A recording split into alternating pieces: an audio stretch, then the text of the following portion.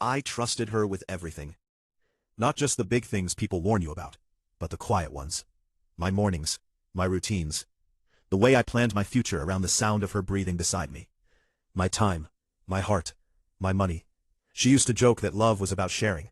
Sharing food, sharing space, sharing burdens. I believed her, because believing felt easier than questioning, and when she smiled, the world felt like it made sense again. That night, I handed her my bank card. No hesitation, no second thoughts.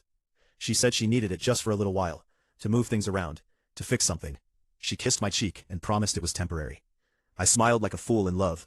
I told myself sacrifices were normal when you were building a future together. Everyone gave something. Love was an investment, right? I didn't know I was funding my own funeral. I forgot my phone on the kitchen counter. Something small, something stupid, the kind of mistake that usually means nothing. I turned back halfway down the stairs, already annoyed at myself, already rehearsing the apology for interrupting her evening. The apartment lights were on. That was strange. She said she was going out. I heard her voice before I saw her face. She was laughing. Not the soft laugh she gave me.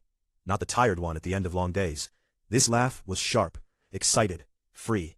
"She's finally done," she said to someone else. "Once the money clears, I don't need him anymore." My body froze. It was like my bones forgot their job. My lungs stopped mid-breath. My heart didn't want to understand what my ears already had. I stood there, hidden by the doorway, waiting for a punchline, anything that would turn it into a misunderstanding.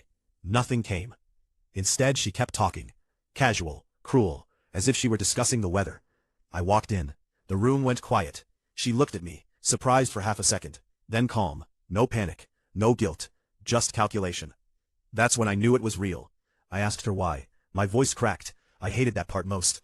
I begged her to tell me I was wrong, that I'd heard it wrong, that there was context I was missing. I gave her every chance to save me from the truth. She didn't even try to lie.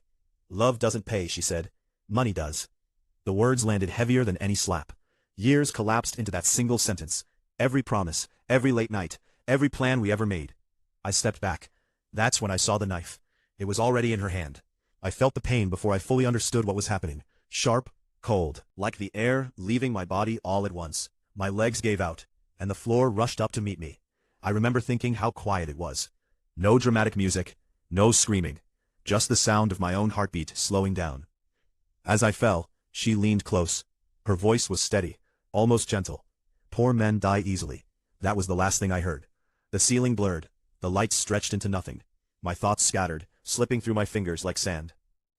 Hit, like, and subscribe. Part 2. The Second Life, coming soon.